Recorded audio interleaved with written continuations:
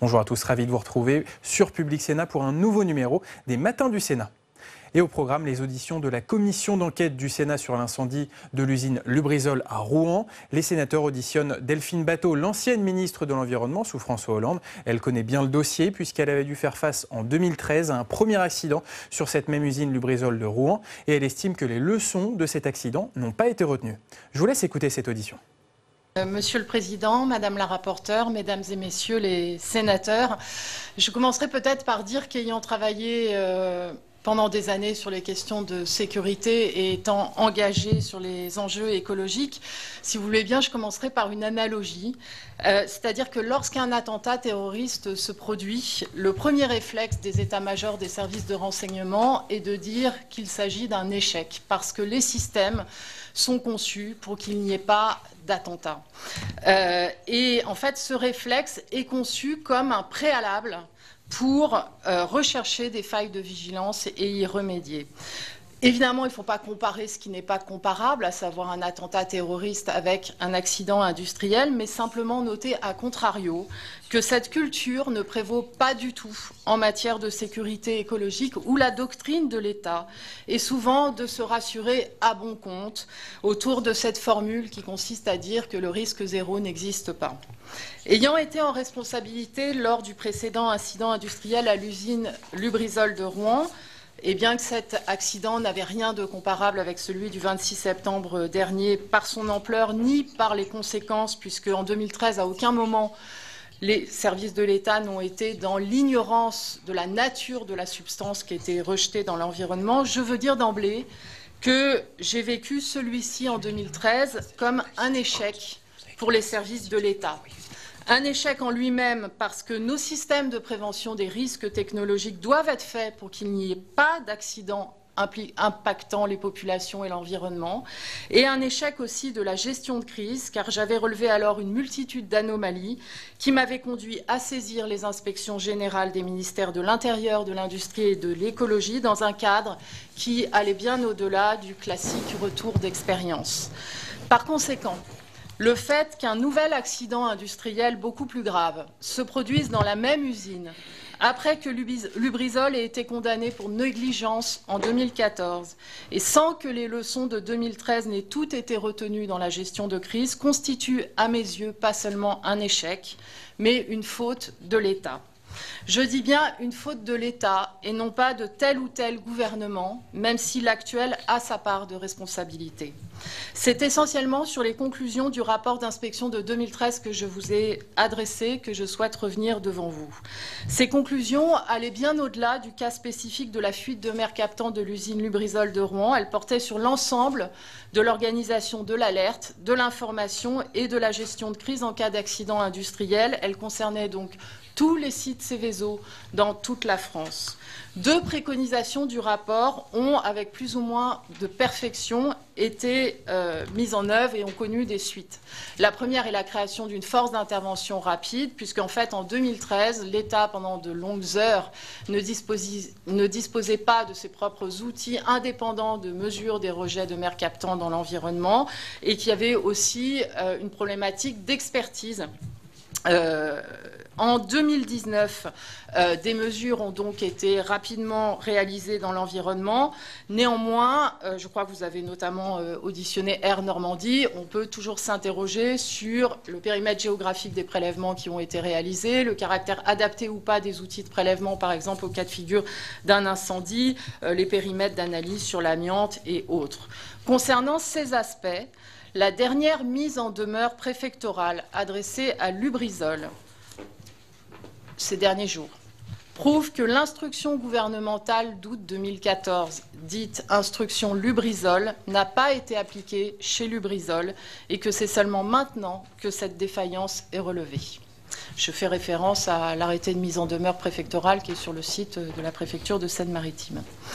La deuxième recommandation qui a été mise en œuvre est celle de la formalisation du partenariat avec les ASCA. Je n'y reviens pas, je crois que vous avez auditionné Air Normandie à ce sujet. Je veux rappeler qu'en 2013, la préfecture avait décidé de ne pas associer Air Normand à la gestion de crise. D'autres préconisations du rapport de 2013, les plus importantes, ne paraissent pas avoir été mises en œuvre. Premièrement, associer les maires à la gestion de crise. En 2013, il y avait des défaillances du système Gala et le rapport d'inspection soulignait la nécessité d'avoir vraiment une participation des maires beaucoup plus importante à la gestion de crise, de faire des exercices réguliers, etc. En 2019, de nouveau, de nombreux élus locaux ont déploré ne pas avoir été suffisamment associés. Deuxième point, développer des systèmes modernes de relais de l'information de crise. Le diagnostic sur le caractère obsolète des systèmes d'alerte était déjà posé en 2013. En 2019, ni les anciens systèmes, c'est-à-dire les sirènes déclenchées 5 heures après le début de l'incendie, ni de nouveaux n'ont été mobilisés en dehors d'une communication médiatique classique. Troisième point, généraliser l'utilisation des réseaux sociaux pour la communication de l'État. En 2013, il n'y avait pas de compte Twitter de la préfecture de Seine-Maritime. En 2019, le premier tweet de la préfecture est publié à 4h50, 2 heures après le début de l'incendie. Ce tweet a fait l'objet d'un certain nombre de réponses immédiates avec des questions du type « Est-ce qu'il y a des produits dangereux ? Est-ce qu'il faut se confiner ?» ou encore « Étonné qu'il n'y ait pas eu d'alarme, à quoi servent les entraînements une fois par mois ?» qui n'ont pas reçu de réponse des autorités. L'usage des réseaux sociaux est resté parcimonieux, descendant, institutionnel, sans interactivité. Quatrième point, l'importance de la fonction d'anticipation. La conclusion du rapport de 2013, c'est que la gestion de crise doit être organisée autour de 3 pôles, la décision, la communication et l'anticipation. En 2013, il n'y a pas eu d'anticipation de l'évolution du nuage de mer captant. Il y avait eu une seule modélisation du panache. Des signaux d'alerte sur le manque de sérieux de l'industriel n'avaient pas été interprétés comme il se doit. Si vous voulez, j'y reviendrai en réponse à vos questions pour vous donner un certain nombre de détails qui peuvent être éclairants. En 2019, l'attention, et on peut le comprendre, s'est entièrement concentrée sur la maîtrise de l'incendie et le fait d'éviter un suraccident et des pertes humaines. Mais en quelque sorte, ça aurait pu être pire, entraîne la sous-estimation de toutes les questions de bon sens, celles de la population qui sont venues immédiatement après, en particulier sur les conséquences sanitaires. Le tout dans un contexte national marqué par la disparition du président Chirac, qui ne mettait pas Lubrizol au premier plan de l'actualité. Pas d'anticipation sur le périmètre géographique concerné, pas d'anticipation sur la question qui est dans toutes les têtes dès le jeudi. Qu'est-ce qui a brûlé? Et il a fallu 6 jours pour avoir la liste des produits de Lubrizol et davantage encore pour ceux de Normandie Logistique. On peut aussi se poser cette question de l'anticipation concernant l'application des mesures de protection pour les pompiers et policiers qui sont intervenus sur l'incendie. 5e point, et c'est un point fondamental sur lequel je voudrais insister, une des conclusions majeures du rapport de 2013 est que l'absence de danger sanitaire grave, c'est-à-dire létal, ne doit pas conditionner le traitement d'un accident industriel. En 2013, en fait, on sait qu'on a affaire à du mercaptan avec un seuil olfactif qui, je le rappelle, est 5 fois inférieur au seuil de mesure, au seuil de détection par des outils et 10 000 fois inférieur au seuil de toxicité. Mais l'odeur était réellement incommodante et tous les acteurs se sont focalisés pendant 24 heures sur l'absence de toxicité. En 2019, on sait que des produits dangereux ont brûlé. On sait qu'il y a des symptômes significatifs, mal de tête, nausées entraînant la fermeture des écoles qui avaient rouvert de façon précipitée. Mais on ne sait pas s'il y aura ou pas des conséquences sanitaires à moyen ou long terme. Mais la parole publique a été entièrement focalisée sur l'absence de toxicité aiguë. Il a fallu attendre 6 jours pour avoir la liste des produits et pour que l'ANSES soit saisi de cette liste des produits pour savoir si les mesures faites dans l'environnement correspondaient à la nature des produits recherchés. L'enseignement donc majeur de 2013, j'y insiste, c'était pourtant qu'il ne faut absolument pas avoir une appréciation du risque basée sur la toxicité aiguë, c'est-à-dire sur le risque mortel ou sur des conséquences sanitaires immédiates et irréversibles. Tout est fait.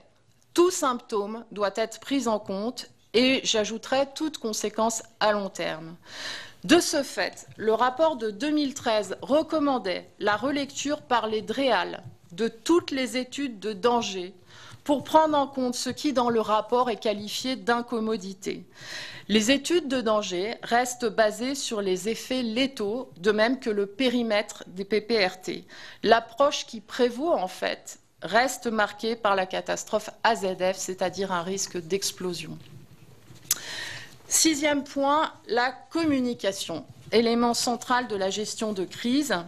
Elle ne doit contenir que des éléments factuels et les dispositions prises pour réduire ou gérer les risques.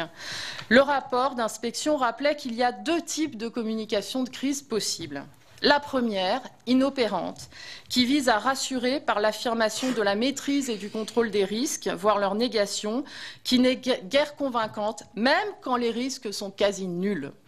La deuxième consiste à délivrer un message exclusivement factuel, j'allais dire de nature clinique. Voilà ce qu'on sait, avec des chiffres et aucune appréciation. Voilà ce qu'on ne sait pas et que l'on cherche à établir. Voilà les risques auxquels nous sommes en train de faire face. Voilà les dispositions qui sont prises. Autrement dit, on ne peut pas dire qu'il n'y a pas de risque quand on ne sait pas. Et toute autre façon de procéder discrédite la parole de l'État. C'est la seule doctrine de communication valable quand il est question de la sécurité de la population. Elle est d'ailleurs appliquée aussi bien en matière de terrorisme que par l'autorité de sûreté nucléaire. Je renvoie par exemple au communiqué de la SN ce matin suite au tremblement de terre qui s'est produit hier. En 2013, cette méthode a été appliquée seulement 34 heures après le début de la crise et la communication durant ces 34 premières heures aurait clairement dû être différente. En 2019, je n'insiste pas sur tous les éléments de langage approximatifs et imprécis, tels que qualité de l'air dans un état habituel, odeur dérangeante mais pas toxique, la faune et la flore pour laquelle la pluie fera le nécessaire, etc., qui, à tous les niveaux de l'État, ont construit une défiance de la population. Et il a fallu près d'une semaine pour qu'on dispose d'un minimum de transparence sur la liste des produits, donc, mais aussi la situation du site de stockage de Normandie Logistique, ainsi que sur le risque de suraccident qui, en réalité, préoccupait les services de l'État avec les fûts éventrés depuis la fin de la maîtrise de l'incendie. Enfin, les fragilités des compétences des DREAL, où aucun directeur et adjoint n'avait d'expérience en matière de risque industriel, c'est un point sur lequel je pourrais revenir dans notre échange si vous le souhaitez. Les préconisations de ce rapport n'ont donc pas été toutes suivies dans l'ampleur de leur portée. La question est pourquoi? Qu'est-ce qui s'est passé? Comment est-il possible, par exemple, que le préfet de Seine-Maritime, qui était en 2013 préfet de la Drôme, département qui comprend plusieurs sites Seveso, dise qu'il n'a pris connaissance de ce rapport qu'après l'incendie du 26 septembre 2019. Il y a 2 manières de le comprendre. Soit on cherche un ou des lampistes. On met cela sur le compte de la faute de tel ou tel serviteur de l'État. Et rien ne changera. Soit on comprend que ces questions seraient en fait les mêmes, quelles que soient les personnes en responsabilité, et qu'elles renvoient à des mécanismes très profonds qui nécessitent un changement porté au plus haut niveau de l'État. Car contrairement à ce qu'a déclaré le président de la République à Rouen, il y a bien une défaillance de l'État. Cette défaillance de l'État, en réalité, n'est pas un dysfonctionnement au sens d'un écart par rapport à ce que serait la normale, mais celle d'une logique technocratique, bureaucratique, qui conduit à chaque étape à éluder une part des informations ou à s'enfermer dans des certitudes, à relativiser les risques, qui est celle, en fait, du fonctionnement normal de l'État en situation de crise écologique. Personne ne ment volontairement. Personne n'élude sciemment les conclusions de ce rapport, par exemple. Mais c'est la culture dominante de l'appareil d'État de les mettre de côté, de n'en reconnaître que des conclusions partielles, parce que l'enjeu n'est pas porté politiquement, parce que l'écologie n'est pas reconnue comme un enjeu régalien, comme une priorité de sécurité nationale concernant la protection et la sûreté de la population. Cette culture dont je parle, c'est celle d'une conception élitiste de l'information sur les risques, comme si le niveau d'éducation et d'information de la population ne permettait pas aux citoyens de la comprendre, comme si leurs inquiétudes étaient suspectes. C'est celle d'un manque de culture sur les enjeux écologiques et de santé environnementale qui conduit à la relativisation de la pollution et à des affirmations qui sont parfois à 1000 années-lumière de l'état des connaissances scientifiques. C'est enfin une conception de l'intérêt général, donnant largement priorité à l'intérêt économique sur tous les autres, que l'on a parfois même pu qualifier de culture de la raison d'État industrielle, qui conduit, sous la pression du chantage à l'emploi, à en rabattre dans les exigences à l'égard des industriels et parfois à ne pas appliquer l'État de droit. Le pouvoir politique n'est pas victime de cette situation. Au lieu de la contrecarrer, c'est parfois lui qui l'inspire et la renforce. Baisse des budgets de la prévention des risques technologiques, démantèlement du droit de l'environnement et affaiblissement des règles applicables aux installations classées qui a conduit, par exemple dans le cas de Lubrizol, à une autorisation d'augmentation de capacité de stockage sans étude d'impact environnemental, préfectoralisation de l'autorité environnementale, auquel s'ajoute une zone de non-droit judiciaire, puisqu'il n'y a pas de parquet spécialisé pour les infractions et les délits environnementaux. Nous ne disposons pas d'un état des suites judiciaires, par exemple, donné à tous les procès-verbaux dressés par l'inspection des installations classées. Et dans le cas de Lubrizol, comme vous le savez, la condamnation n'a été que de 4 000 € pour négligence en 2014, alors même que le préjudice subi par la collectivité du fait de la fuite de Mercaptan de 2013 n'est pas contestable. Ma conclusion liminaire est donc plus politique que technique. C'est au plus haut niveau de l'État qu'il doit y avoir un changement de culture sur tous les risques liés à l'écologie. Faute de quoi, il y a une prise de risque réelle pour la sécurité et la santé de la population au regard de l'augmentation de 34% des accidents dans les sites Seveso au cours des 2 dernières années. Et il y a une perte d'autorité et de crédibilité de l'État et donc une faute politique qui nourrit la défiance dont s'emparent ensuite les complotistes. Le remède à toutes les défaillances constatées avec l'incendie de Lubrizol n'est donc pas d'ordre technique. Il y a là en fait un enjeu d'intérêt national qui justifie pleinement les investigations de votre commission d'enquête, mais aussi l'état d'esprit dans lequel le Sénat l'a créé, c'est-à-dire par un accord unanime de tous les groupes. Merci beaucoup pour ce témoignage très intéressant, très fort. Une question juste par rapport à ce que vous avez dit. Qu'est-ce que vous appelez l'instruction Lubrizol ? Quand vous avez dit l'instruction Lubrizol n'a pas été respectée par Lubrizol, ça renvoie à quel document ? C'est l'instruction du 12 août 2014 qui est en fait l'instruction découlant directement du rapport d'inspection que je viens d'évoquer sur la question la suite du rapport d'inspection. Sur la question de la force d'intervention rapide, donc avec 2 dimensions, c'est-à-dire la capacité, par exemple, pour une DREAL de s'appuyer sur une capacité d'expertise interrégionale ou nationale par rapport à certains sites, certains points techniques, si vous voulez, sur le plan des risques technologiques et par rapport aux mesures de rejet dans l'environnement. Et donc, cette instruction, elle faisait aussi obligation aux industriels eux-mêmes, par exemple, de passer des partenariats avec des laboratoires indépendants, de disposer sur site d'un certain nombre d'outils de mesure immédiat d'éventuels rejets dans l'environnement, etc. Merci. Madame la rapporteure. Oui, moi je tenais évidemment à vous remercier pour votre témoignage qui est, comme le président le disait, extrêmement fort. J'ai la question que j'aurais voulu vous poser, mais vous y avez répondu, c'est pourquoi toutes les préconisations qui étaient dans le rapport de 2013, et vous avez cité, création d'une force d'intervention rapide, associer les maires à la gestion de crise, développer un système d'alerte moderne, généraliser l'utilisation des réseaux sociaux, anticiper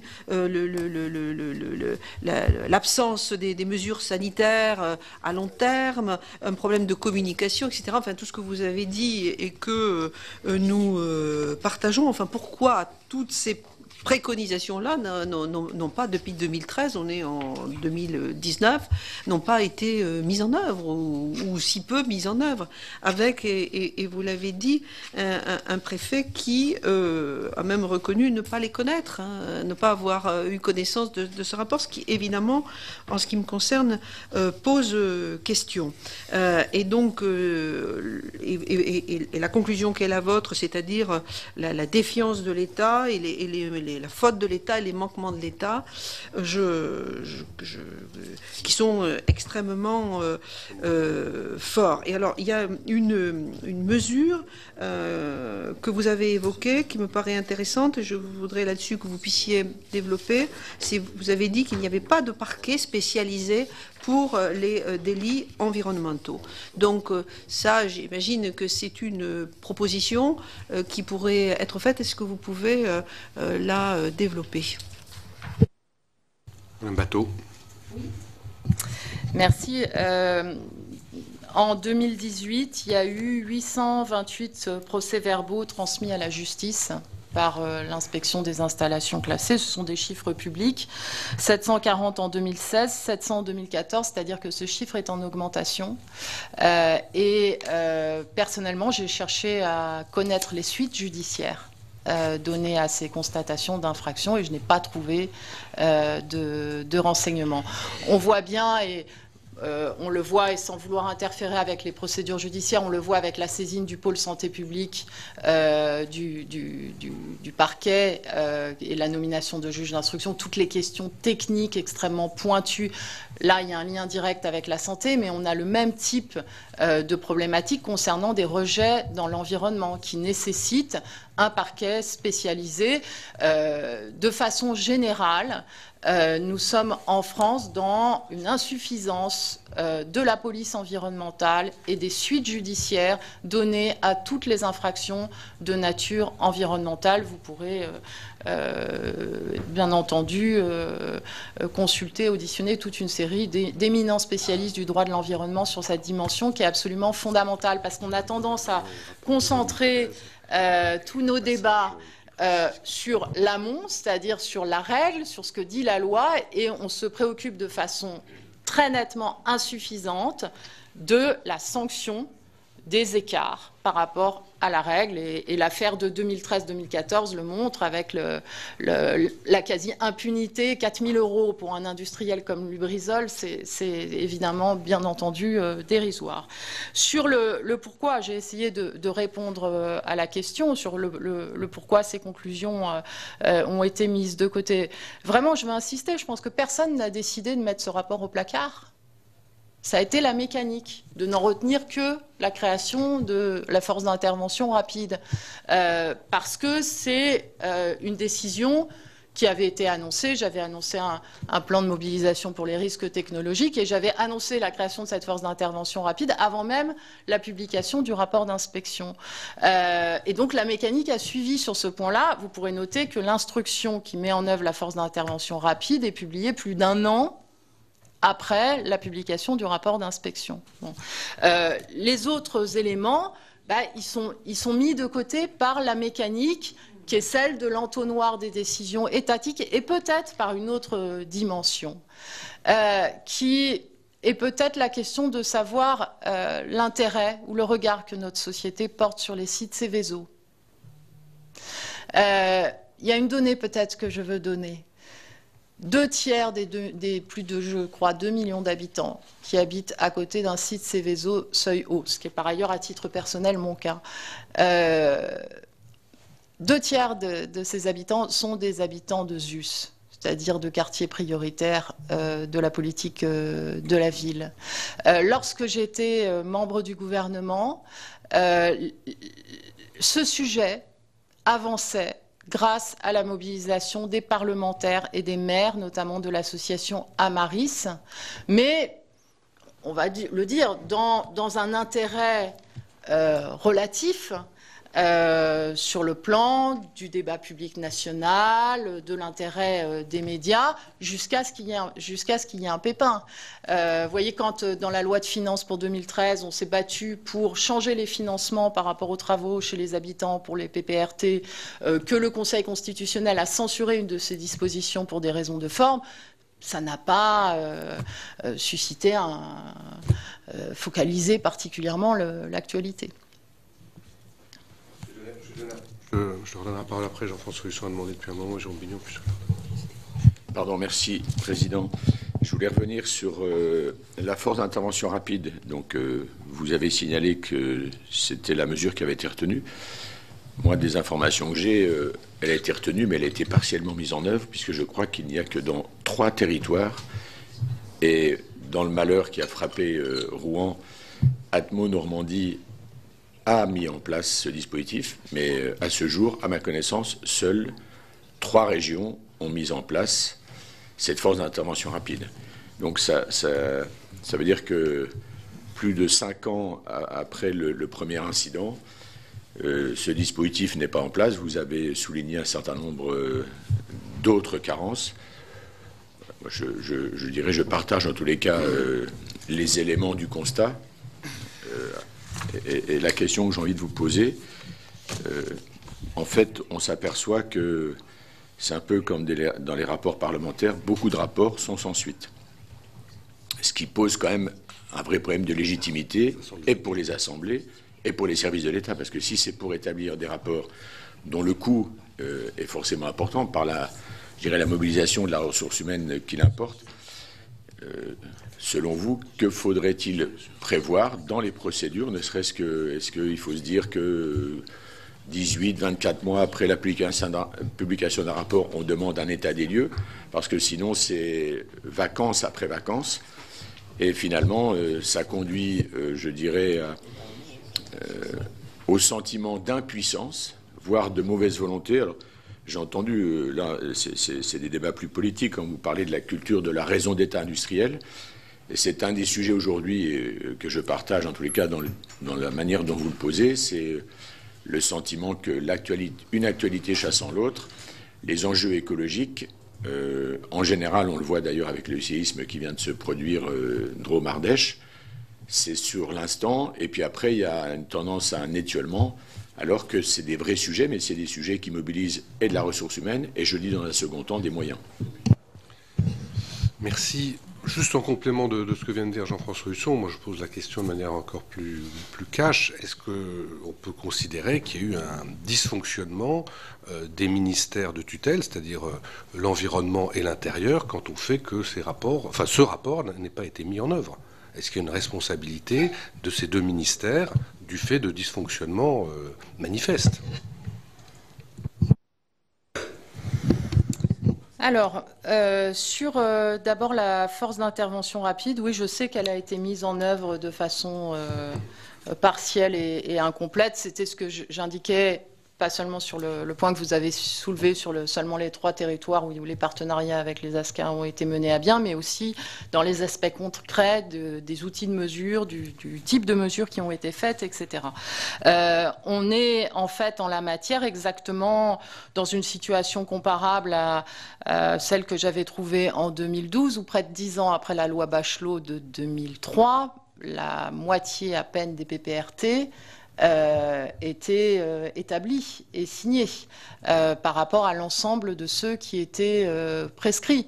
Alors après, il y a des raisons.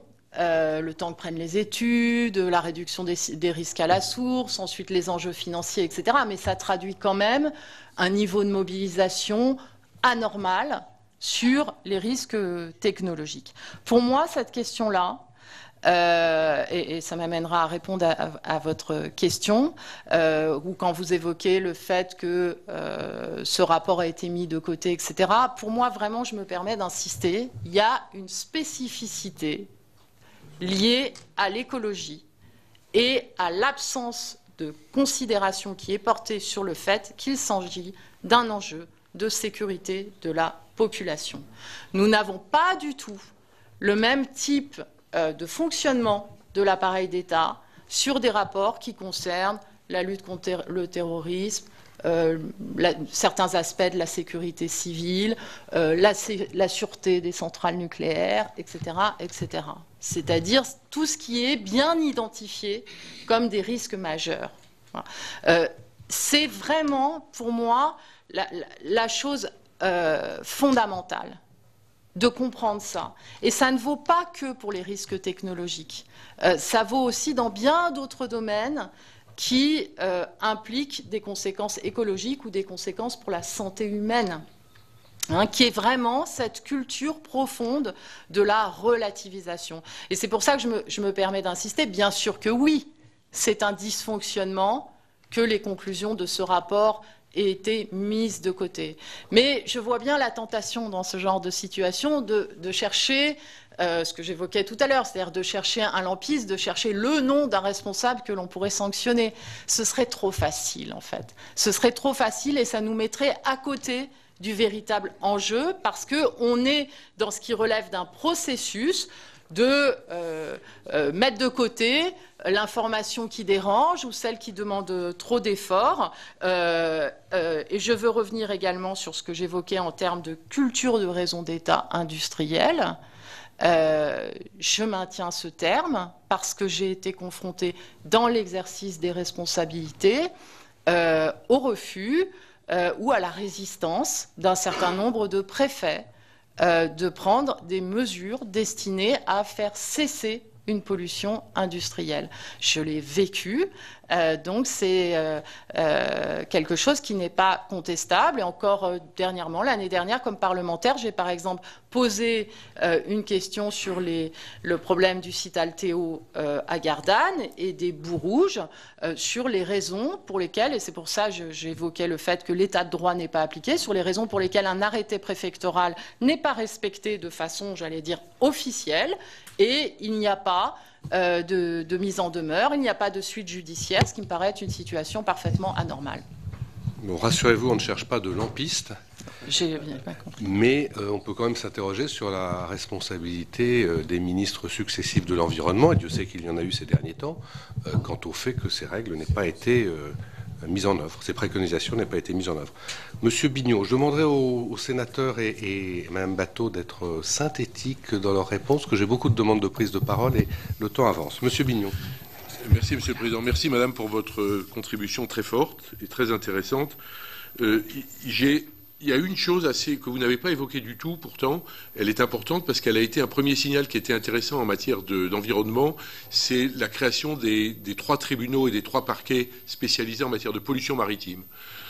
Parce que c'était un signal, je trouve, très fort qui avait été donné, que pour des enjeux, chaque parquet ne peut pas être compétent pour tout parce que ce sont des problèmes complexes, il faut des capacités d'agir. Et on a, si ma mémoire est bonne, 3 tribunaux, le Havre, Brest et Marseille, qui sont compétents pour agir sur les problèmes de pollution, pour les instructions, les cautions demandées aux capitaines des navires, le blocage des navires, etc. Donc sur des sujets très complexes, on a une capacité d'intervenir qui pourrait utilement nous inspirer pour les problèmes que nous rencontrons. Je crois qu'on ne peut pas demander au parquet de toutes les villes de France, de toutes les grandes villes de France, d'être compétents sur ces sujets-là, mais il pourrait y avoir au moins dans chaque région un parquet spécialisé sur les problèmes environnementaux. Et avec une équipe, bon, ça c'est un point. Mais le deuxième point où j'abonde dans votre sens, c'est qu'on voit... La charte a quand même maintenant quelques années et on n'arrive pas à passer le degré de la charte de l'environnement. On n'arrive pas à la rendre présente dans le droit positif. Je vois les résistances qu'il y a pour parler d'un ordre public environnemental qui viendrait compléter les pouvoirs des maires aux pouvoirs qu'ils ont en matière de sécurité, de salubrité, de tranquillité et de bien-être, les pouvoirs qui datent de 1789. Mais depuis 1789, on n'a pas avancé sur le problème de l'environnement dans cette direction-là. Voilà, c'était une petite contribution que je voulais faire. Merci, M. Bignot. Madame Batho, est-ce que ça vous inspire une réaction rapide, le propos de M. Bignot? Non, je souscris à ce qui est dit. Après, la charte de l'environnement, elle commence à entraîner quand même un certain nombre de décisions et de jurisprudence du Conseil constitutionnel. Il y a certainement un article pour l'instant qui n'a donné lieu qu'à une seule décision, c'est l'article 5 sur le principe de précaution. Là, je parle au plan judiciaire, mais en l'occurrence, on voit bien qu'il a été appliqué s'agissant des produits agricoles, dans le cas de Lubrizol, mais pas nécessairement pour l'amiante ou pour d'autres impacts et d'autres risques que ceux liés à l'alimentation. Merci. Madame Brulin. Merci. 3 questions que je vais essayer de poser brièvement. Vous avez évoqué les dysfonctionnements de Gala. Déjà en 2013, ça a été de nouveau le cas, vous l'avez souligné. Pour reprendre vos mots, est-ce que c'est des dysfonctionnements d'ordre technique ou plus politique ? Deuxièmement, vous nous avez proposé d'approfondir ce que vous avez dit sur les DREAL et leur méconnaissance, je ne sais plus quel terme vous avez utilisé précisément, en matière de risque industriel. Est-ce que vous pouvez préciser ça ? Et enfin, vous avez vraiment pointé le lien entre le non-respect des préconisations du rapport d'instruction que vous avez longuement évoqué dans ce qui s'est produit récemment. Mais est-ce que vous voyez aussi un lien avec des assouplissements de la loi, des assouplissements réglementaires qui concernent les sites Seveso? Merci. Merci Madame Brulin d'avoir, par votre dernière question, rappelé la question à laquelle je n'avais pas encore eu de réponse. Madame Batho, on va penser qu'on est de même. Bien, merci. D'abord sur Gala. Alors, moi, c'est loin d'être la première fois que j'entends parler de dysfonctionnement du système Gala dans de multiples configurations de gestion de crise. Concernant le cas précis de Lubrizol en 2013, à la lecture du rapport, donc moi j'en ai pas eu connaissance à l'instant même. Donc c'est dans le cadre du rapport d'inspection que ce problème a surgi. Ma compréhension, c'est qu'il s'agissait de défaillance technique, d'une défaillance du prestataire, mais ça mériterait, je reste prudente dans ma réponse parce que une des particularités de l'incident découvert le 21 janvier 2013, c'est qu'il n'y avait pas de préfet en Seine-Maritime. Il n'y avait pas non plus de directeur de l'agence régionale de santé.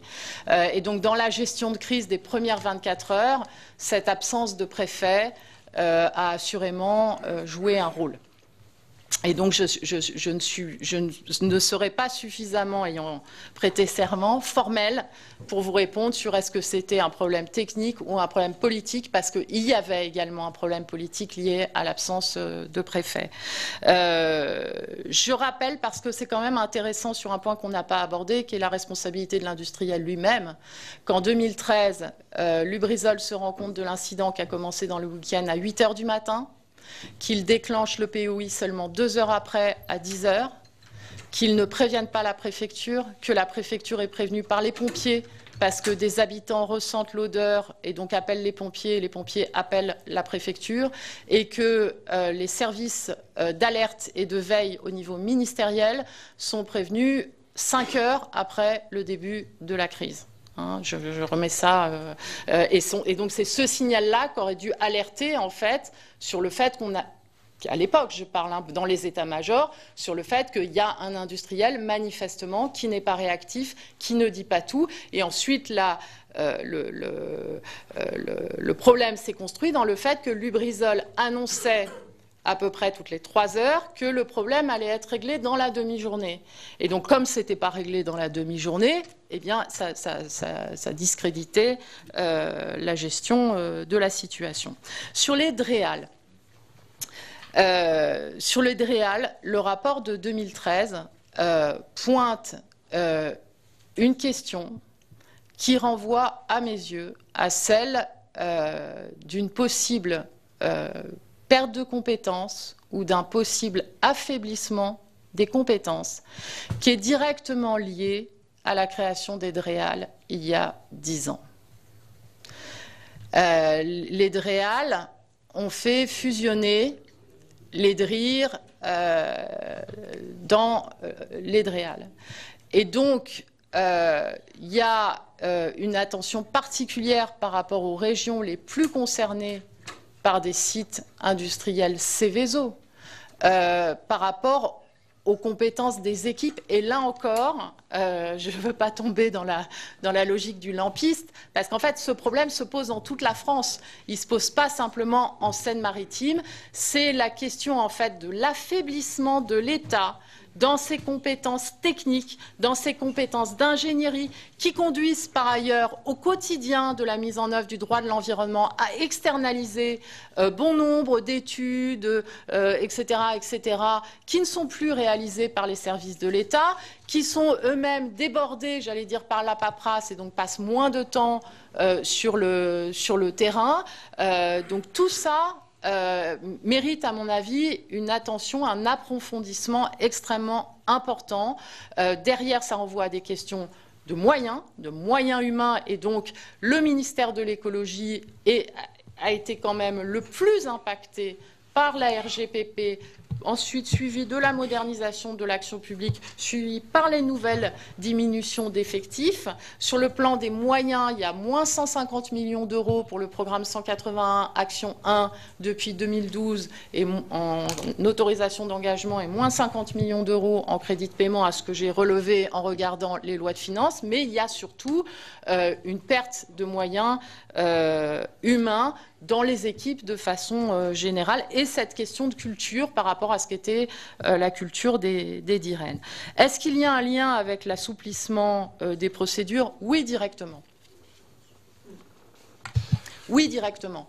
Bien évidemment, je ne me prononcerai pas sur le point de savoir si, par exemple, l'augmentation de stockage chez Lubrizol, donnée par 2 fois,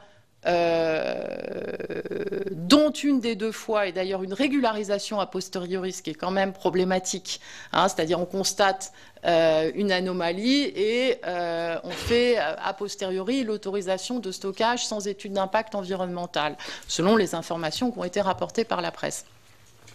Oui, direct. Donc, je ne me prononcerai pas sur la question de savoir s'il y a un lien entre l'incendie et, en tant que tel, cette augmentation de capacité de stockage.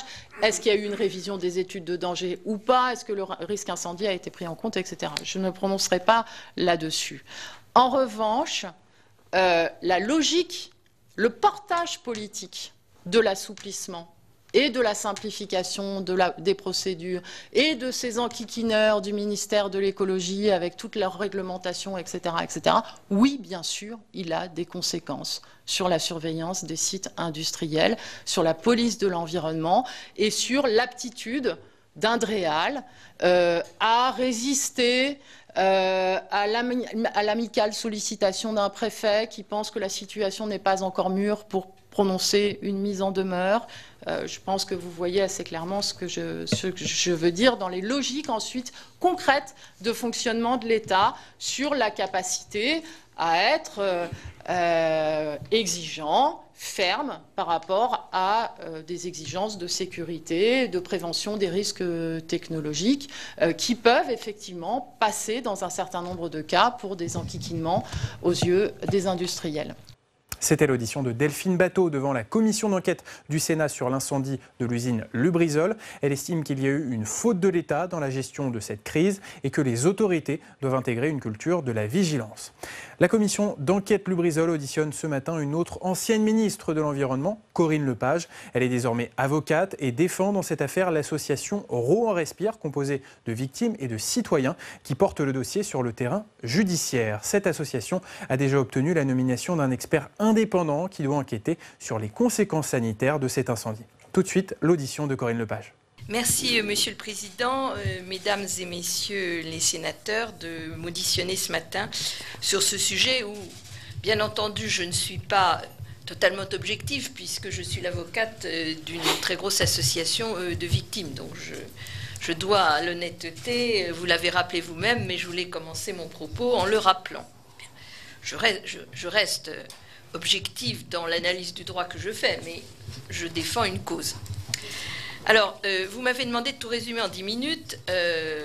C'est pas très simple, mais je voudrais simplement vous dire combien il est préoccupant de voir la réduction, effectivement, du respect des normes environnementales, parce que celle-ci vient s'ajouter à un mouvement législatif réglementaire très largement sous le radar, qui s'est produit depuis une quarantaine d'années.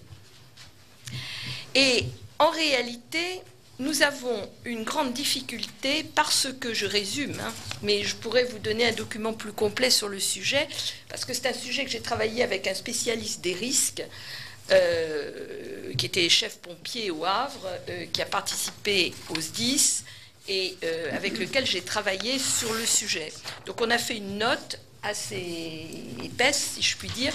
Si ça intéresse votre commission, je vous la ferai passer. Mais globalement, au début de l'histoire, c'est-à-dire dans les années 76, quand on a fait la législation sur les installations classées, puis avec les Céveso 1, 82, Céveso 2, 86, on a eu un système qui était quand même très sévère de maîtrise de l'urbanisation autour des sites classés. Et comment est-ce qu'on travaillait pour déterminer les risques? Parce que finalement, c'est ça le cœur du problème. Au début, on a travaillé sur des scénarios qui dépendaient de seuils de toxicité aiguë. C'est un point important, j'ouvre une parenthèse. Lorsque M. le préfet de Seine-Maritime a communiqué au moment de l'accident, qu'est-ce qu'il a dit? Il n'y a pas de toxicité aiguë. Les gens ont interprété ça comme c'est pas dangereux. C'est une interprétation totalement erronée. Ça veut dire quoi, pas de toxicité aiguë, critique? Ça veut dire pas d'atteinte du seuil de létalité. En réalité, il y en a deux. Il y en a à 5 morts pour 100 personnes et il y en a à 1 mort pour 100 personnes. C'est les deux niveaux de létalité. Ensuite, vous avez ce qu'on appelle les effets irréversibles. Et ensuite, vous avez ce qu'on appelle les effets réversibles. Donc, vous avez 4 catégories. Et c'est là-dessus qu'on était parti dans ces années-là. Et on était parti sur les valeurs américaines, en réalité, parce que nous, c'est le système qu'on avait mis en place. Et en 1994, les Américains ont décidé de renforcer leurs normes. À ce moment-là, alors je ne rentre pas dans les détails du renforcement des normes, mais il y a un point aussi très important dehors des 4 seuils dont j'ai parlé, c'est qui est pris en compte. Autrement dit, est-ce qu'on prend en compte les populations fragiles et on en fait le seuil, c'est-à-dire les bébés, les personnes âgées, les asthmatiques, les gens malades, ou est-ce qu'on ne les prend pas en compte et on considère un citoyen lambda moyen? C'est extrêmement important, bien entendu, parce que vous n'allez pas avoir les mêmes normes. Si vous prenez en compte les bébés et si vous prenez en compte les garçons de 25 ans en pleine santé, vous n'allez pas avoir les mêmes normes. Donc, en 1994, les Américains décident de renforcer leurs normes. À ce moment-là, l'industrie française dit ça ne va pas. Et le ministère de l'écologie demande à l'INERIS de lancer, mais je dis que c'est sous le radar parce que peut-être que vous ne savez pas ça, moi je dois vous dire que je l'ai découvert, je ne savais pas. Franchement, je l'ai découvert. Demande à l'INERIS de lancer une étude pour avoir des normes, disons, plus acceptables. Tout ceci va évoluer et arriver à une situation assez absurde, parce que nous avons 2 documents qui ne travaillent pas de la même manière. Nous avons d'une part les PPI. Tout le monde sait, je pense, au sein de la commission ce que sont les PPI. Les PPI, c'est fait par le ministère de l'Intérieur, par la sécurité civile. Eux, je dirais qu'ils prennent en compte de manière assez large les effets. Et puis vous avez les PPRT. PPRT, donc c'est loi Bachelot 1983, et c'est les PPRT qui ont introduit la possibilité de réduire les scénarios possibles. Et donc de réduire les périmètres de protection. Et donc, vous avez 2 types de périmètres différents, qui sont ceux d'une part des PPI et ceux des PPRT. Sauf que les gens de la sécurité civile n'ont pas les mêmes moyens techniques que les gens des PPRT. Et donc, ils ont en fait beaucoup moins de moyens. Le ministère de l'Intérieur a beaucoup moins de moyens à sa disposition que le ministère de l'écologie, qui, lui, a toutes les bases. Et par voie de conséquence, nous sommes en face d'une situation dans laquelle, d'une manière assez curieuse, mais c'est comme ça, les PPI sont beaucoup plus ouverts sur la question de la prise en compte des effets réversibles à long terme, notamment pour les populations, toutes les populations, mais pas les PPRT, pas le ministère de l'écologie. Parce que les scénarios sont évacués comme étant improbables. Je rappelle quand même que le PPRT de Lubrizol indique, et je pense que la commission l'a vu, dans le document de présentation que le risque d'incendie est de 1 tous les 10 000 ans. Voilà. Et qu'il y a, dans le pire des cas, 14 maisons concernées. Voilà. Donc on arrive à des absurdités de ce genre parce que, au fur et à mesure, les scénarios du possible passent au probable, du probable à l'improbable, et tout saute. Et on arrive à des zones de protection hyper petites, qui sont celles qu'on a eues sur Lubrizol. J'ajoute à ça, cerise sur le gâteau, si je puis dire, l'instruction de septembre 2017, signée par messieurs Collomb et Hulot, qui, prenant en compte le risque terroriste qui évidemment existe, a réduit de manière drastique la possibilité de communiquer les documents d'information. Sauf que cette instruction, valeur juridique zéro, hein, nous sommes tous d'accord, a été interprétée de manière encore plus restrictive qu'elle n'est réellement, parce que cette circulaire, cette instruction, elle dit quand même qu'il faut prendre en compte les maires, les riverains, les pompiers qui doivent être informés. Oui, sauf qu'ils ne le sont pas. Sauf qu'ils ne le sont pas. Et donc on est arrivé dans une situation dans laquelle ce qui devrait être la base de tout notre système, ça s'appelle la culture du risque, n'existe pas parce qu'il n'y a pas de partage d'informations. Donc quand vous rajoutez à ce que je viens de dire les allègements successifs sur les études d'impact, sur les évaluations environnementales, sur les études de danger et tutti quanti, ben vous arrivez à une situation dans laquelle les gens ne sont plus protégés convenablement. Je suis désolée de le dire de manière aussi caricaturale, mais c'est une réalité. Et je n'arrive pas à comprendre, dans le cas de Lubrizol, je le dis très clairement, comment en juillet 2019, le préfet a pu dispenser, et en mars 2019, a pu dispenser Lubrizol d'une nouvelle évaluation environnementale, alors que le stockage des produits dangereux était augmenté dans des proportions très considérables, qu'arrivaient sur le site des isoconteneurs dont l'impact n'avait jamais été évalué, et je passe bien entendu par pertes et profits, mais c'est momentané, le fait que par-dessus le marché, près de 2000 tonnes de produits étaient stockés par Lubrizol chez Normandie Logistique sans aucun contrôle de personne. Comment, dans ces conditions-là, peut-on dispenser une entreprise d'une étude de danger? C'est une aberration.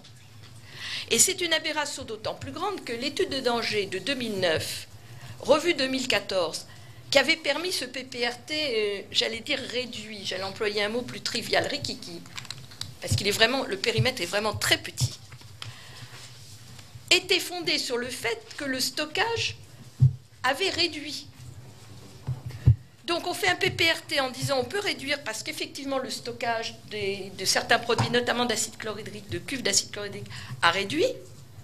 Ensuite on augmente considérablement et on dit mais c'est pas la peine de refaire une étude supplémentaire. C'est pas possible. Voilà. Donc je pense que c'est très grave parce que nous risquons d'avoir ailleurs des problèmes identiques. Et je dépasse un peu mon rôle aujourd'hui d'avocate pour vous dire que sur un plan de confiance du citoyen, parce que je regarde le temps, qui est quand même... J'ai pas regardé l'heure, Monsieur le Président, pardonnez-moi. Vous êtes à 9 minutes 20. Bon, sur le plan de la confiance du citoyen, franchement, c'est pas brillant. Oui, je sais. C'est pas brillant du tout.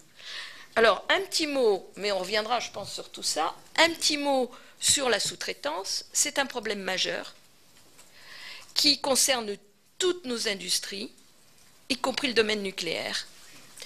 Parce que, pourquoi ? Parce que les entreprises de sous-traitance, le personnel n'est évidemment pas formé de la même manière.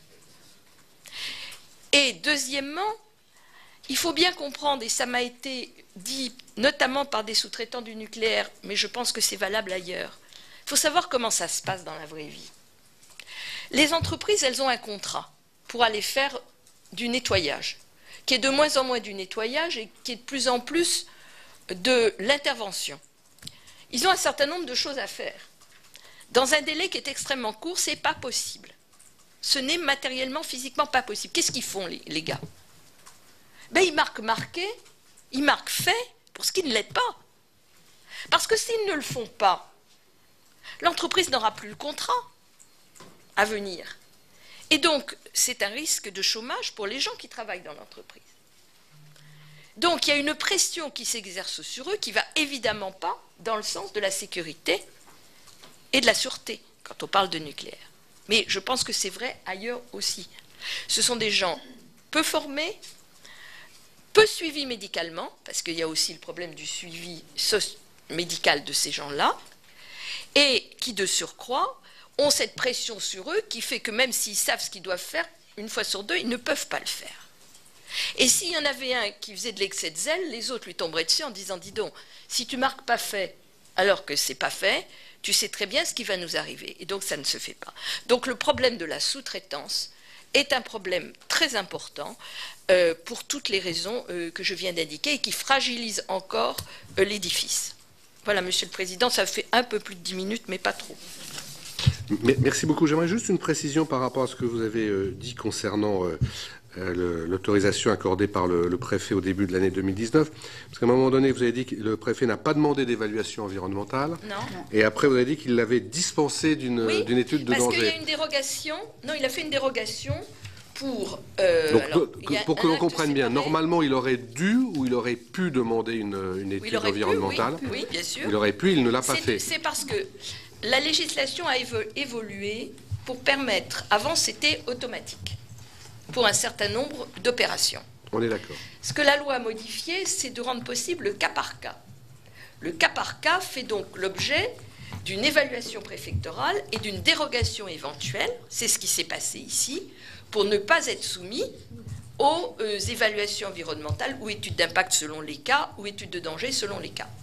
Donc là, il a dispensé de cette étude environnementale. Oui, absolument. Donc entre ne pas demander et dispenser, c'est pas tout à fait la même chose. Pas... Il l'a dispensé. Et il y a un acte qui dispense expressément. Je ne l'ai pas apporté, mais il existe. Vous le trouverez, il est visé. Du reste, il est dans les visas de l'arrêté de mars 2019 et dans l'arrêté de juillet 2019. Merci de cette précision et de votre intervention. Madame Bonfanti-Dossat. Oui, Madame, dans le prolongement de la question posée par le Président sur la sous-traitance, vous avez déjà largement répondu. Peut-être pour compléter, de nombreuses voix s'élèvent pour interdire purement et simplement l'emploi des sous-traitants. J'aurais voulu savoir ce que vous en pensiez. Et puis, lorsque nous sommes allés à Rouen, on nous a évoqué le quartier Flaubert, qui est le plus gros chantier d'aménagement en cours à Rouen. Le président de la métropole Rouen-Normandie a exprimé le besoin de prendre bien sûr le temps de la réflexion. Cependant, il entend bien défendre l'idée de construire, comme il a dit, la ville sur la ville pour limiter l'artificialisation des sols. On disait tout à l'heure en aparté dans le couloir que ces sols qui apparemment ne sont pas dépollués. J'aurais voulu savoir ce que vous pensez de cette urbanisation près des usines pétrochimiques et plus particulièrement du Lubrizol. Merci Madame la rapporteure. Madame Lepage. Madame la rapporteure, c'est pas raisonnable. Qu'est-ce que vous voulez que je vous dise d'autre? Je pourrais m'arrêter là. C'est pas raisonnable. C'est pas raisonnable parce que vous avez rajouté du risque au risque. Les gens qui ont vécu les 12 heures, parce que ça a duré 12 heures, d'incendie, qui étaient en face, je parlais avec eux, vous aussi probablement, ils ont vécu l'enfer, quoi. Ils ont eu peur d'y passer. Parler très clair. Vous voulez rajouter 5000 personnes de plus à peu près à côté sur un terrain qui est quand même... Alors moi je suis évidemment contre l'artificialisation des terres et je suis d'accord, je ne suis pas toujours d'accord sur tout, mais avec les écologistes plus verts que moi, si je puis dire, pour construire en hauteur. Je pense qu'il n'y a pas le choix. Et que si on veut garder nos sols, et je pense que c'est absolument indispensable, parce que l'avenir est à la matière première agricole, donc on a besoin de nos sols. Il faut arrêter d'artificialiser les terres. Ce n'est pas une raison pour exposer 5000 personnes à un risque. Voilà. Sur un terrain qui, de surcroît, n'est pas dépollué, dont on m'a dit, mais je le dis, Monsieur le Président, sous toute réserve, parce que je n'ai pas vérifié moi-même. Et ce que je ne vérifie pas moi-même, je le dis avec des points d'interrogation du conditionnel et des guillemets. Qu'il y aurait eu des stockages de produits venant d'AZF sur ce site-là, en attendant de savoir ce qu'on en faisait. Je ne sais pas si c'est vrai ou pas. C'est des indications qui m'ont été données à Rouen, je ne sais pas. Quoi qu'il en soit, ce terrain n'est pas dépollué. La meilleure preuve en est que la construction se fait en surélévation sur une base de 7 mètres, parce qu'effectivement, excaver des terres très polluées, ça coûte les yeux de la tête. C'est des déchets industriels spéciaux, ça coûte des milliers d'euros par tonne. Donc on les a laissés, on a mis de la terre dessus et on va construire. Très franchement, c'est pas les écoquartiers dont on rêve, très franchement. Voilà. Et je me pose une deuxième question, mais c'est une question, je n'ai pas la réponse. Si cette volonté de réaliser la ZAC Flaubert n'a pas un lien avec la réduction du périmètre Lubrizol, de PPRT.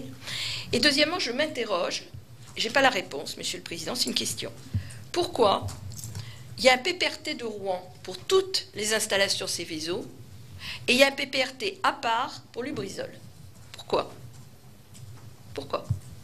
Lubrizol aurait dû être dans le PPRT de Rouen. Il n'y est pas.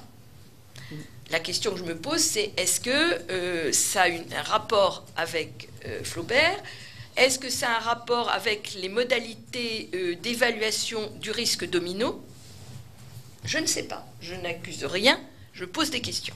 Alors, c'est pas bien, je viens pour vous donner des réponses et je vous pose des questions. Mais enfin, je m'interroge sur ces points-là. Vos remarques sur le quartier Flaubert, moi, je les comprends, je les partage, mais en même temps, se pose la question de savoir ce que l'on fait d'un site comme celui-là. Et si on considère qu'il ne faut pas construire à proximité d'un site industriel, vous voyez très bien jusqu'où on peut aller. On peut remettre en question la présence d'habitations autour de tout site industriel.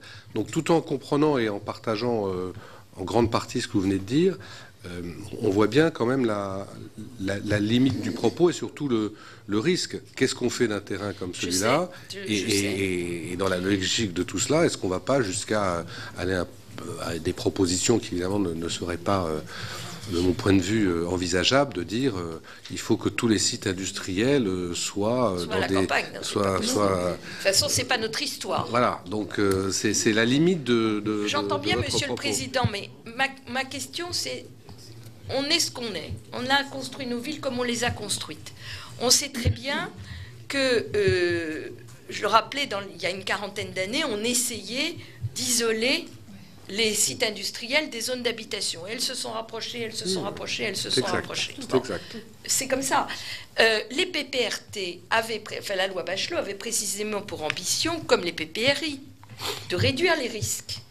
Sauf que j'ai lu comme vous le compte-rendu du rapport que vont sortir un certain nombre de vos collègues maires ou élus de villes dans lesquelles sont des sites Céveso, qui montrent très bien qu'en réalité, on n'a pas eu les moyens d'appliquer convenablement cette loi, que les travaux qui devaient être faits chez les gens ne l'ont pas été, notamment en partie parce qu'on mettait à leur charge financière de faire ces travaux, ce qui est quand même pas très correct à mon avis, mais enfin c'est un avis personnel, que les expropriations, il n'y en a quasiment pas eu parce qu'on n'a pas d'argent pour exproprier.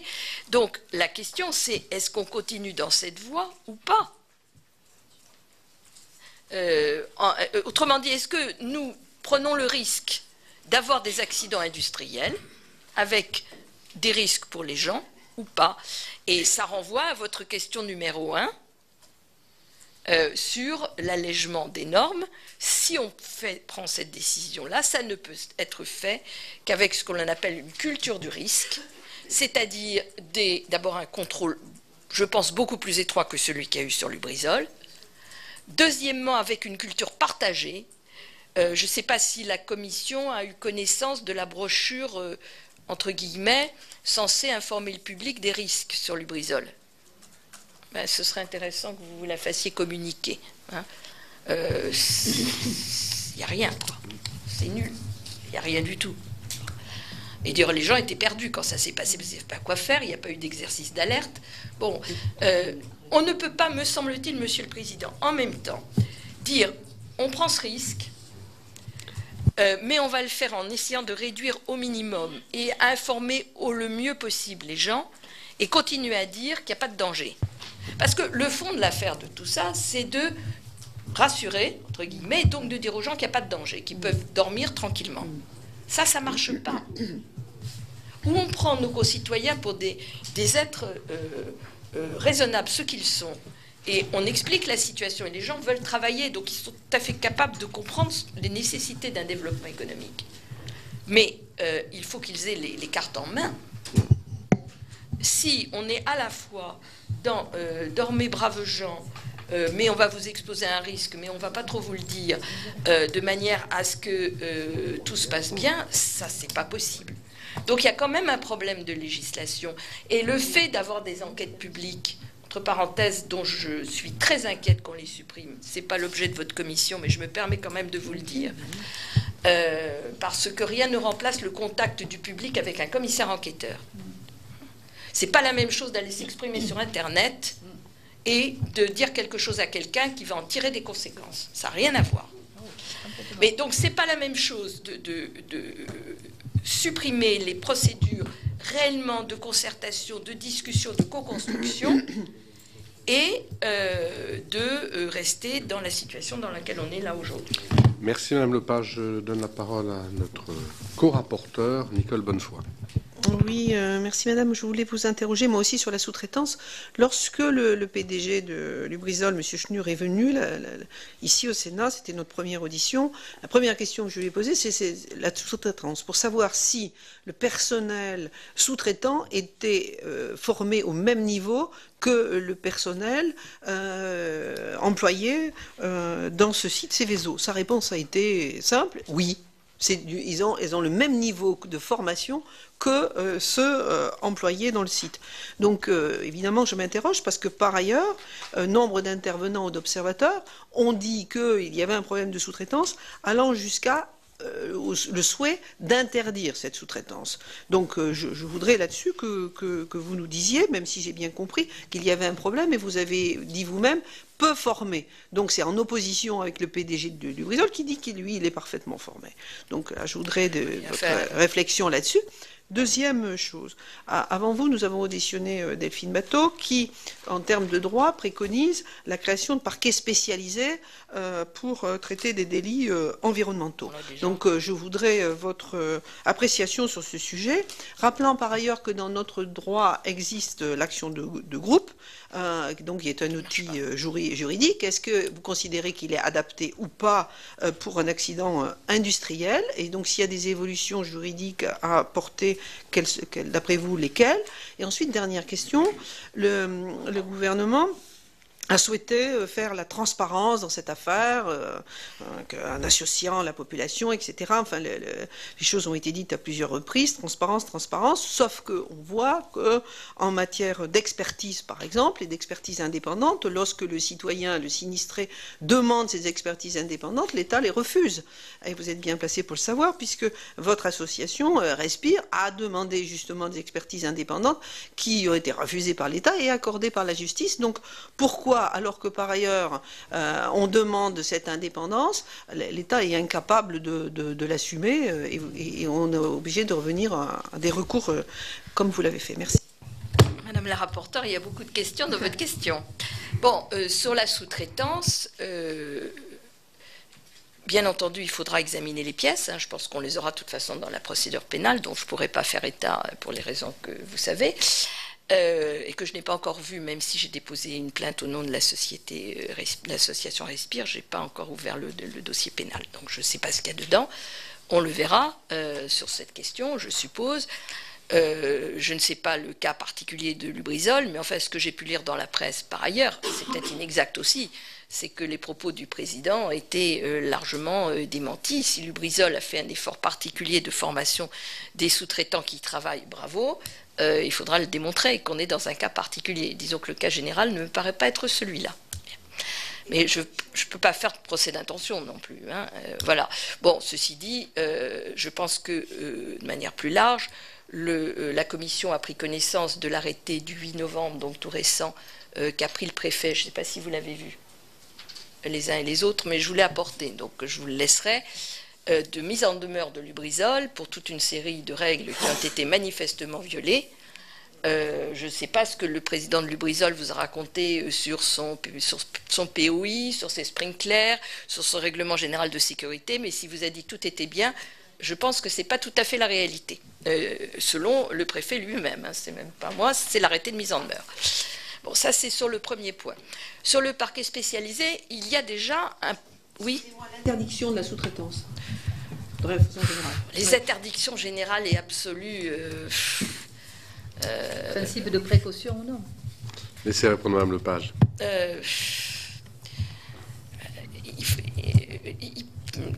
qui va aller... Je vais vous poser la question autrement. Supprimons... moi, je serais plutôt pour une limitation très étroite des tâches qui peuvent être confiées à la sous-traitance. Il y a des choses...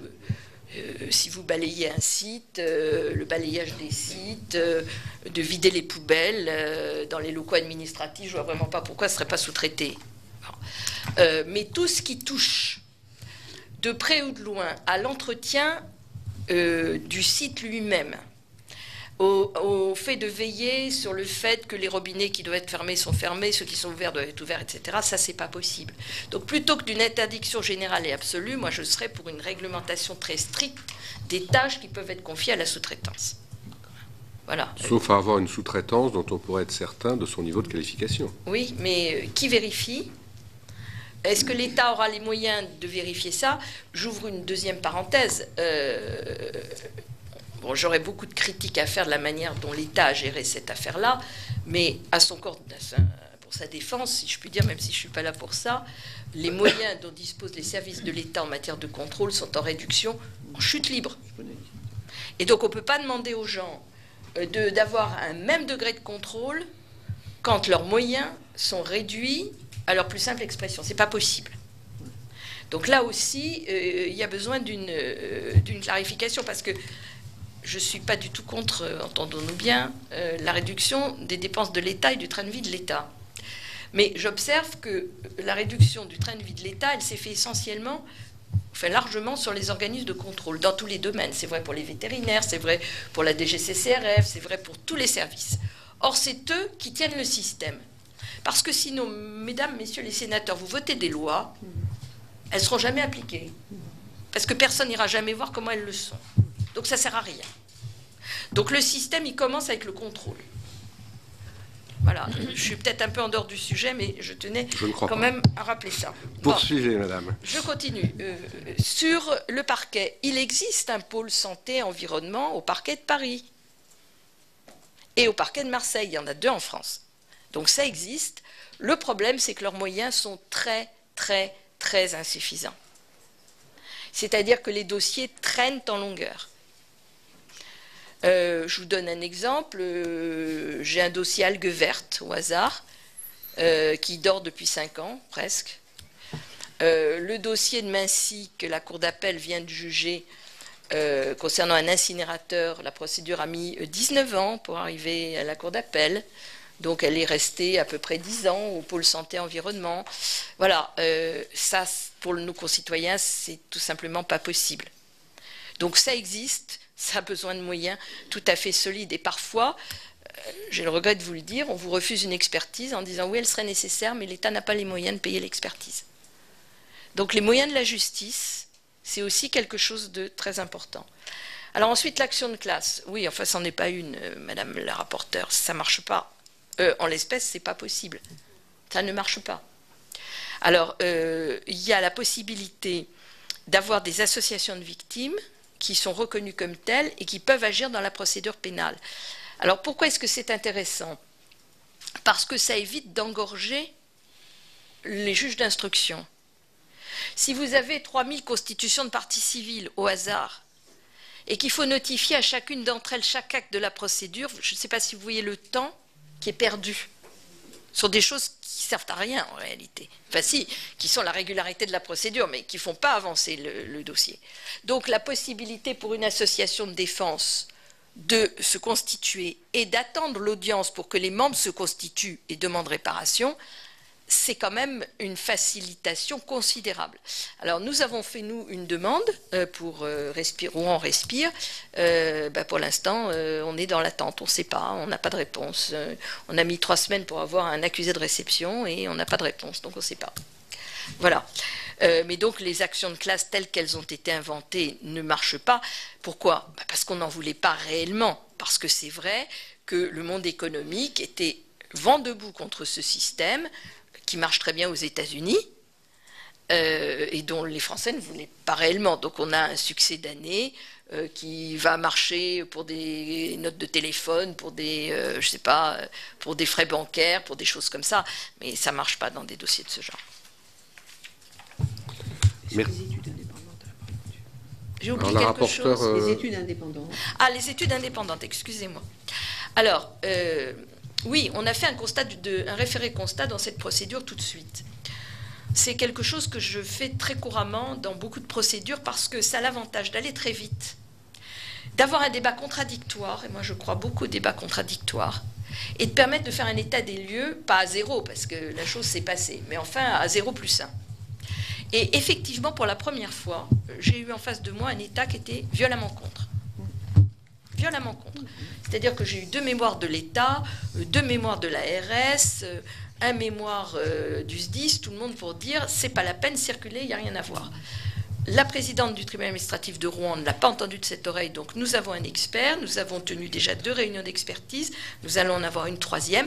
C'est très intéressant parce que ça permet de faire l'état des lieux.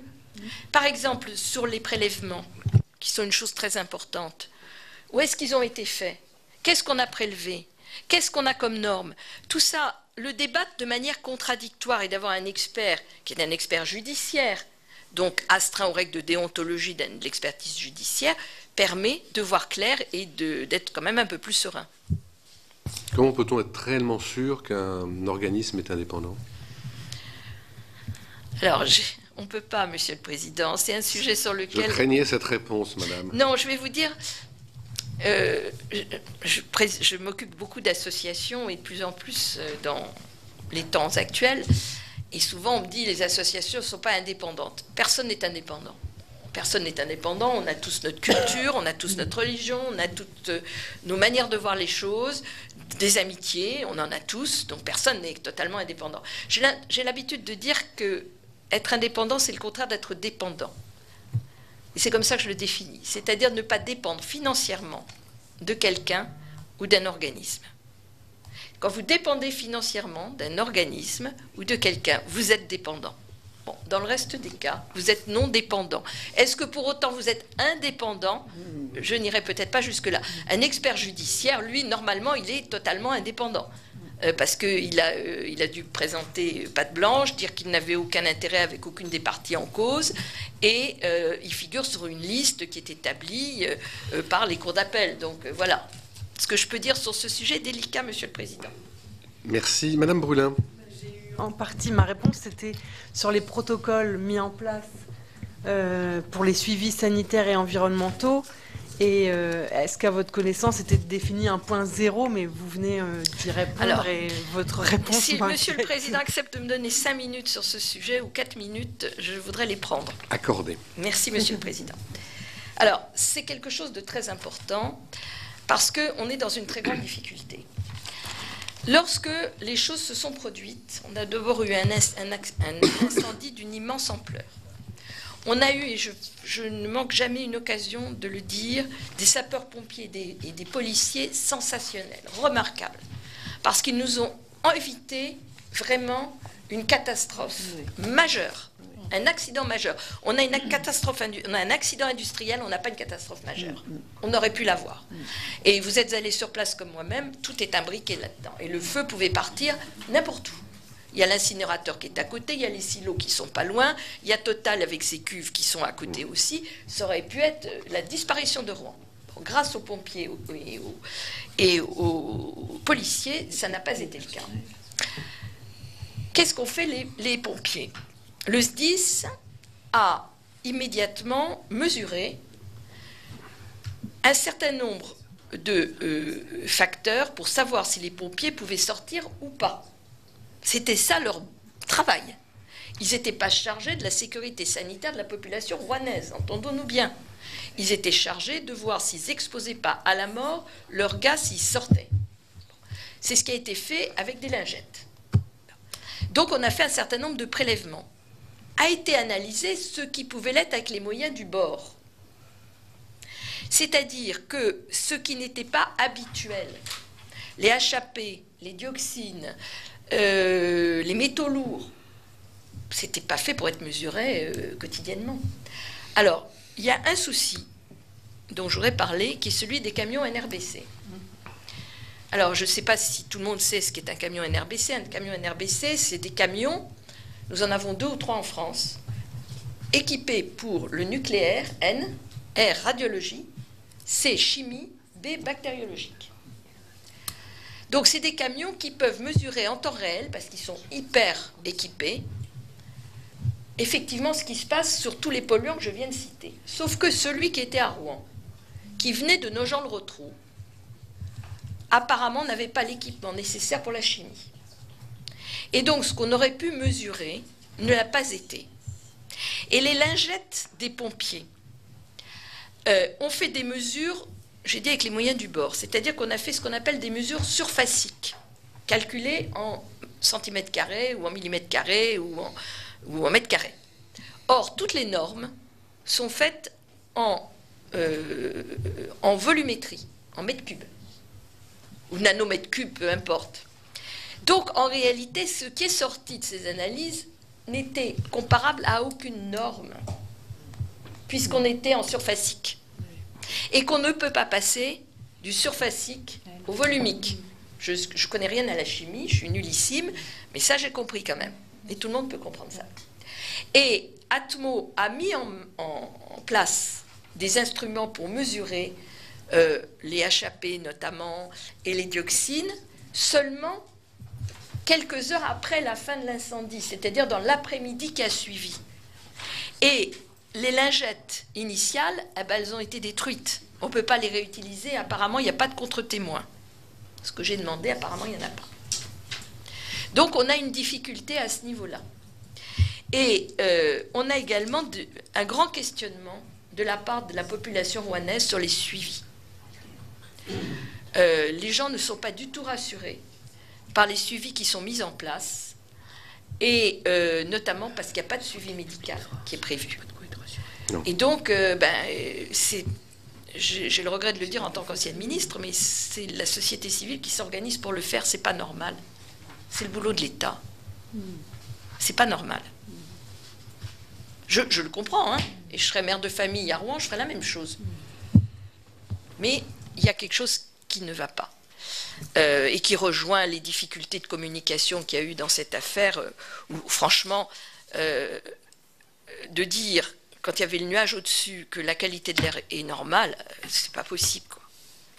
Et du reste, j'attire votre attention sur le fait qu'Atmo a refusé de publier les éléments qu'ils avaient parce qu'ils ne mesuraient que les éléments habituels qui n'étaient pas impactés par les fumées. Et donc, ils ont refusé de publier leurs analyses le jour même. Ce qui était honnête, hein. C'était tout à fait honnête. Oui, oui, non, mais j'essaye de ne pas vous dire de bêtises, puis j'ai prêté serment en plus. Voilà ce que je peux vous dire. Il y a une très grosse inquiétude de la part des Rouennais et des Rouennaises, notamment sur la question du lait maternel. Il y a tout un débat sur le lait maternel, parce qu'on a relevé, donc des femmes qui ont fait analyser leur lait, elles ont relevé la présence de produits toxiques dans le lait. La question, c'est est-ce qu'il y en avait avant ou pas? Parce que Rouen, c'est quand même pas la campagne. Vous l'avez rappelé, Monsieur le Président, c'est des zones industrielles importantes. Donc, est-ce qu'il y avait déjà, je crois que c'est des HAP qui sont trouvés dans le lait, est-ce qu'il y en avait avant ou pas? Je ne sais pas. Mais en tout cas, c'est pas sain de donner à un bébé du lait avec des HAP, ça, c'est sûr. Voilà, donc on continue avec, il n'y a pas de problème. Je ne suis pas médecin, donc je ne suis pas capable de dire qu'il y en a. Mais c'est un souci. Bien, s'il n'y a pas d'autres questions, j'en prie. Oui, une question très rapide, Monsieur le Président, Madame le rapporteur, puisque vous avez fait des investigations très précises dans le cadre des procédures que vous allez engager. Est-ce que, selon vous, la quantité des matières détenues par l'entreprise était transparente? Est-ce que la localisation des matières était transparente? Est-ce que la nature des matières était transparente et était communicable immédiatement au service de secours pour répondre à votre question que vous avez évoqué? J'ai été très étonné, Monsieur le Sénateur, alors que la loi oblige les ICPE, et notamment ICPE, Seveso, Sol, Eau, à tenir à disposition de l'État à tout moment la liste et la quantité de produits présents sur le site, qu'il n'ait pas été capable de le faire. À la première réunion d'expertise que nous avons eue, qui était début octobre, 8 octobre, peut-être 8-9 octobre par là. Donc ça faisait quand même 10 jours après. l'État n'avait toujours pas la liste de Normandie Logistique et il venait seulement de publier celle de Lubrizol. Là, c'est pas normal.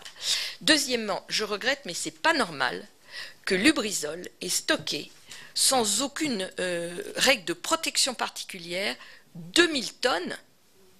2000 tonnes. Il y en avait 5000 sur le site de Lubrizol, 2000 sur le site de Normandie Logistique appartenant à Lubrizol. Il faut quand même qu'on m'explique. Lubrizol obtient en juillet 2019 un arrêté préfectoral dont on a parlé tout à l'heure qui permet d'augmenter considérablement les stockages. Et il a encore besoin de stocker en plus à côté 2000 tonnes. Donc là, je veux dire qu'on est dans le flou artistique. On est dans le flou artistique. Et sur Lubrizol, sur Normandie Logistique, monsieur le sénateur, dans les mises en demeure qui ont été prises le 8 novembre, j'ai amené celle de Lubrizol, il y en a une pour Normandie Logistique, le préfet demande encore qu'il ait la liste exacte des produits. Donc ça veut dire que le 8 novembre, il ne les a toujours pas. Donc c'est pas normal. Vous avez tout à l'heure dit qu'il y aurait des critiques à émettre sur le fonctionnement des services de l'État au moment de...